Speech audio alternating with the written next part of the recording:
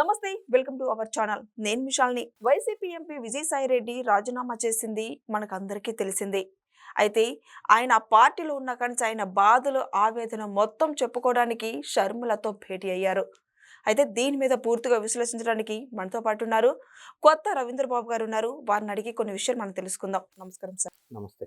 Sir, MP Vijayasai Reddy రాజీనామా చేసింది అందరికి తెలిసింది. రీసెంట్ గా షర్మిలతో భేటీ అయ్యారు. భేటీ అయిన తర్వాత ఇప్పుడు షర్మిల ప్రెస్ మీట్ పెట్టింది. దీని మీద మీ స్పందన ఏంటి సార్? ఆంధ్రప్రదేశ్ రాష్ట్ర రాజకీయాల్లో రోజు రోజుకి ఒక మలుపు తీసుకొని వెళుతున్న సందర్భం మనం గమనిస్తా ఉన్నాం. గడిచిన కొద్ది రోజులుగా జగన్ రెడ్డి గారి నుంచి A2గా ముద్ర ఉన్నటువంటి విజయసాయి రెడ్డి ఎంపీ పదవికి పార్టీకి రాజీనామా చేసి బయటికి వెళ్ళటం, వ్యవసాయం చేసుకుంటా అని చెప్పటం, ఆ తర్వాత విశ్లేషణ, రకరకాల ఊహాగానాలు అందరూ చేసుకున్నారు.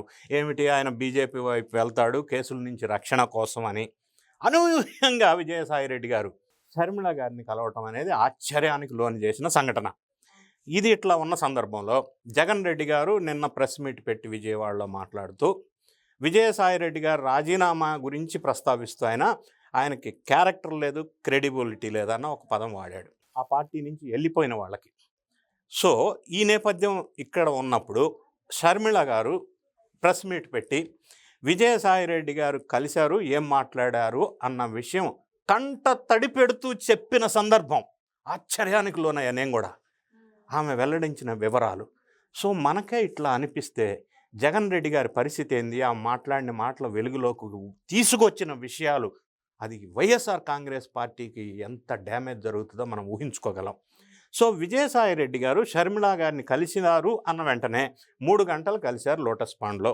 3 గంటలు కలిసినప్పుడు ఆ సందర్భంలో చర్చ, ఊహాగానాలు సోషల్ మీడియాలో ఏమొచ్చినాయంటే ఈయన వ్యవసాయం చేసుకుంటానని కదా డిక్లేర్ చేశారు. మరి లోటస్ పాండ్ దగ్గర షర్మిల గారికి ఉన్న ఆ వేకెంట్ ప్లేస్లో ఏమి వ్యవసాయం చేయాలా, ఏం పండించాలా, దానికి దిగుమడి పథకాలేంది, లేకపోతే ఏ ఎరువులు వేయాలా, దానికి పంట కాలువలేంది, ఇవైతే చర్చకు వచ్చి ఉండవు కదా.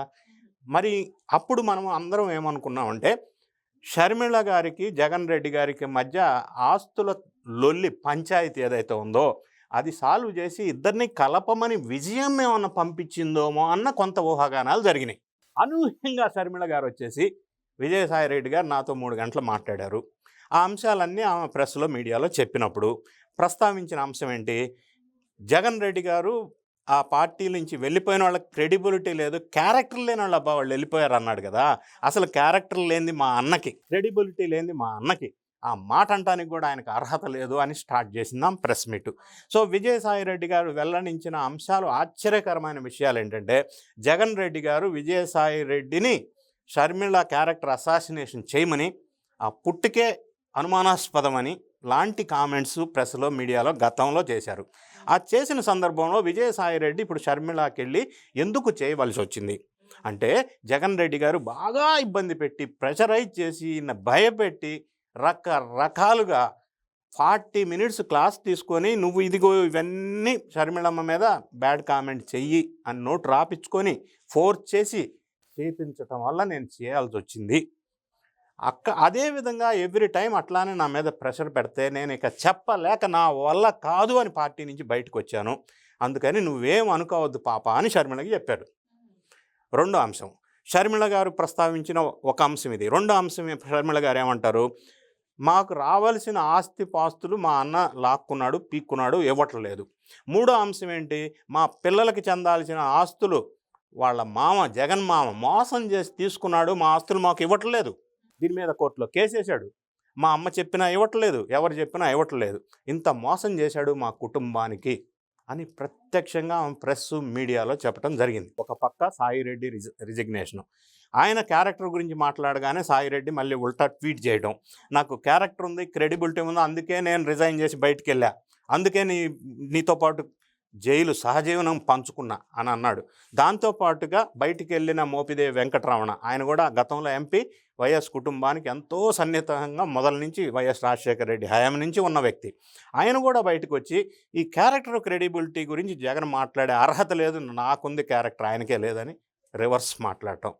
థర్డ్ పాయింట్, షర్మిల గారు నిన్న అదే విషయాన్ని ఆయనకి రివర్స్ బాణమై, ఆయన వదిలిన బాణం ఆయనకి రివర్స్ అయితే భారీగా వైఎస్ఆర్ కాంగ్రెస్ పార్టీకి, జగన్ రెడ్డికి పార్టీ పరంగా పర్సనల్గా బాగా డ్యామేజ్ జరిగే విధంగా షర్మిల గారు చాలా సీరియస్ కామెంట్ చేశారు.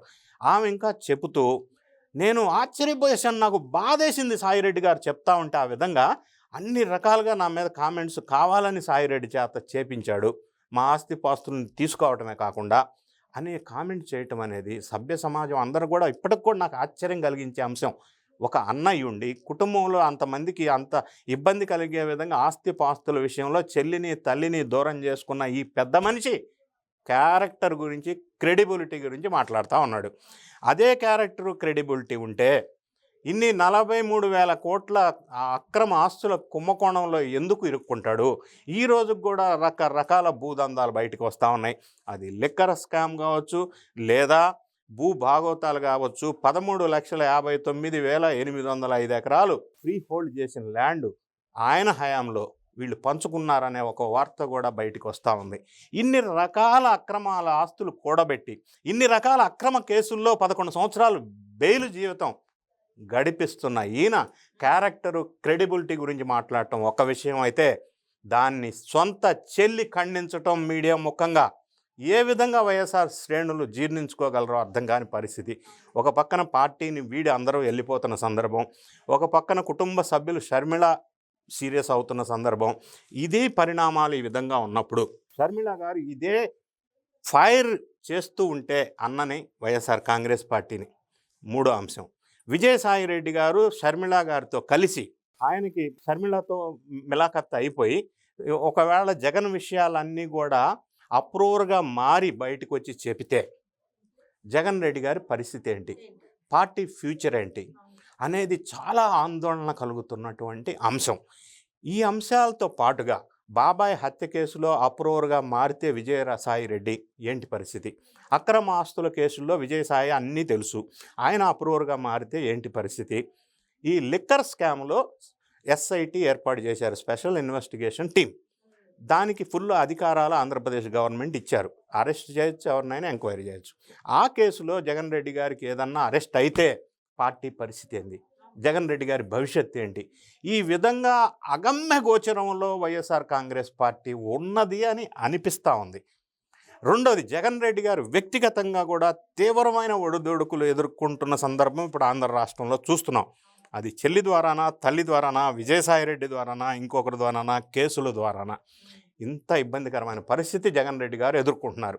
రాబోయే రోజుల్లో ఆయనకి ఇంకా గడ్డు పరిస్థితి వస్తుందోమోనని చెప్పి విశ్లేషకులు భావిస్తున్న సందర్భం మనం చూస్తూ ఉన్నాం. విజయసాయిరెడ్డి తర్వాత పరిణామాలు ఎలా ఉండబోతున్నాయి సార్? రాజీనామా చేసి వచ్చారు, తర్వాత షర్మిలతో భేటీ అయ్యారు, అది మనకు అందరికి తెలిసిందే. ఆ తర్వాత పరిణామాలు ఎలా ఉండబోతాయి? విజయసాయిరెడ్డి కనుక అప్రూవర్గా మారితే జగను వైఎస్ఆర్ కాంగ్రెస్ పార్టీ ఖేల్ ఖతం, దుకాన్ బంద్. లేదా కాంగ్రెస్ పార్టీ వాళ్ళు కనుక విజయసాయిరెడ్డిని దగ్గరికి తీసుకొని రాజకీయం మొదలు పెడితే, అంటే కాంగ్రెస్కి అక్కడ ఏమాత్రం బేస్ లేదు, బీజేపీకి కూడా లేదు, అది వేరే విషయం.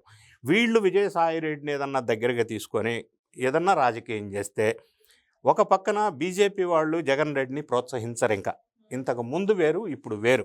ఎందుకంటే బీజేపీ కూటమిలో ఉంది, ఇక్కడ ఆంధ్రాలో సెంట్రల్లో కూటమిలో తెలుగుదేశం పార్టీ ఉంది.